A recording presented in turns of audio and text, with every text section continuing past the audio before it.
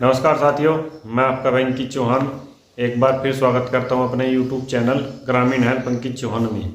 उम्मीद है साथियों आप सभी लोग अच्छे होंगे। दोस्तों, आज हम बात करेंगे आरटीआई एक्ट की धारा 19(5) के बारे में। साथियों, काफ़ी कम लोग हैं जो जानते होंगे 19(5) के बारे में। मैं ये तो नहीं कहता कि नहीं जानते, लेकिन दोस्तों आरटीआई एक्ट में जो धाराएं हैं, काफ़ी धाराएं ऐसी है जिसके बारे में काफ़ी लोग नहीं जानते। खैर कोई बात नहीं दोस्तों, आप आरटीआई एक्ट को पढ़िए और आरटीआई एक्ट को पढ़ने के बाद में आपको इसकी सारी जानकारी हो जाएगी। जब इसको 2 से 3 बार आप पढ़ेंगे आरटीआई एक्ट को तो आप समझ पाएंगे। दोस्तों, आरटीआई एक्ट में जो धारा 19 है, 19 में ही ये तमाम धाराएँ हैं। धारा जो है 4, 5, 6, 7, 8 ये उपधाराएँ हैं। तो इनको दोस्तों उपधाराएँ बोलते हैं 19, धारा 19 की।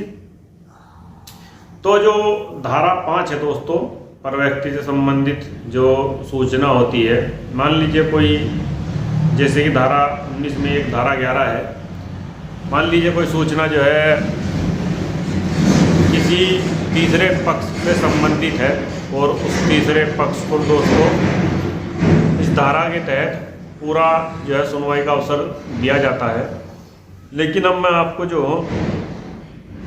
ये जो धारा 5 है, धारा 5 में आपको पढ़ के सुनाने जा रहा हूँ।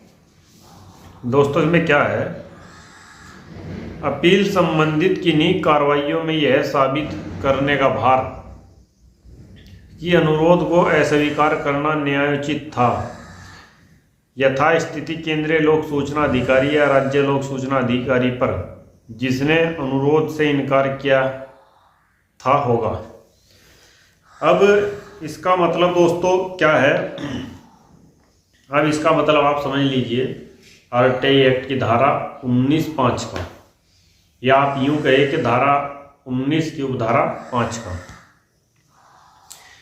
देखिए इसमें ये साफ साफ कहा गया है, अपील संबंधित किन्हीं कार्रवाइयों पर यह साबित करने का भार कि अनुरोध को स्वीकार करना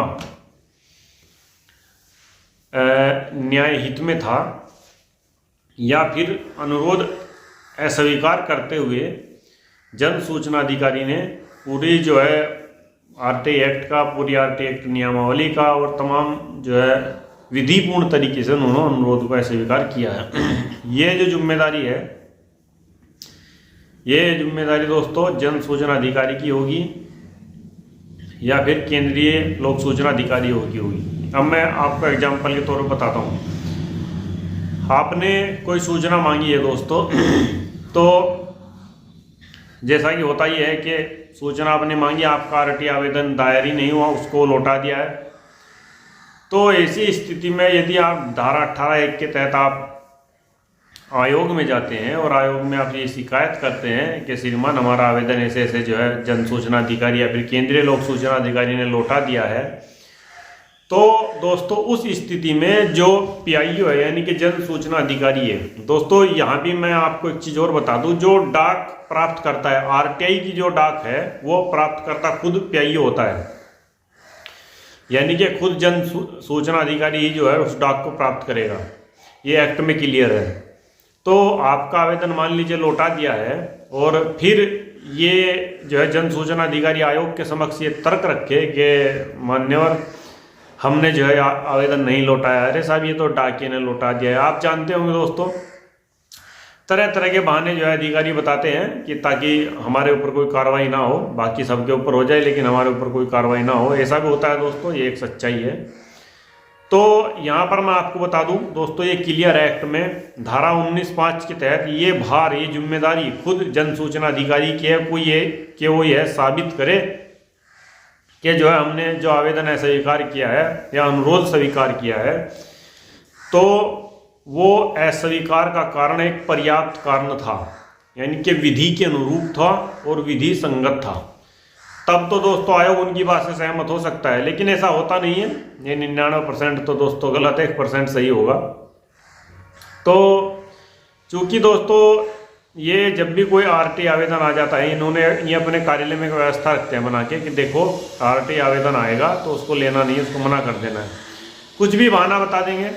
और दोस्तों ऐसे हमारे साथी कम हैं, मैंने ऐसे भी साथी देखे हैं जो उनकी डाक वापस कर दी जन सूचना अधिकारी ने, तो दोस्तों उन्होंने वापस प्रथम अपील कर दी और प्रथम अपील के बाद फिर वो आयोग में जा रहे हैं दूसरी अपील में। तो दोस्तों ये गलत है। जब भी आपका कोई आवेदन ही ना लेने से मना कर दे तो सीधे आप धारा 18(1) के तहत उसकी शिकायत कीजिए राज्य सूचना आयोग में। सीधे आपको बीच में नहीं कहीं रुकना नहीं है, सीधे राज्य सूचना आयोग में धारा 18(1) के तहत दोस्तों शिकायत करनी है। इसलिए मैं आपसे साथियों बार बार कहता हूँ कि आरटी एक्ट को आप पढ़ लीजिए, समझ लीजिए। तो दोस्तों जो धारा 19(5) है इसको भी आप इसका अवलोकन कर ले, पढ़ ले। दोस्तों यदि कोई जन सूचना अधिकारी ऐसे ही झूठे तथ्य आयोग के समक्ष पेश करता है तो आप अपनी बात को कहिए कि श्रीमान इस एक्ट में, इस धारा में इनकी जिम्मेदारी है कि इन्होंने जो है कौन से कानून के तहत हमारा आवेदन वापस किया है या फिर अनुरोध जो है अस्वीकार किया है। फिर मिलता हूँ साथियों आपसे किसी दूसरी वीडियो में, तब तक के लिए।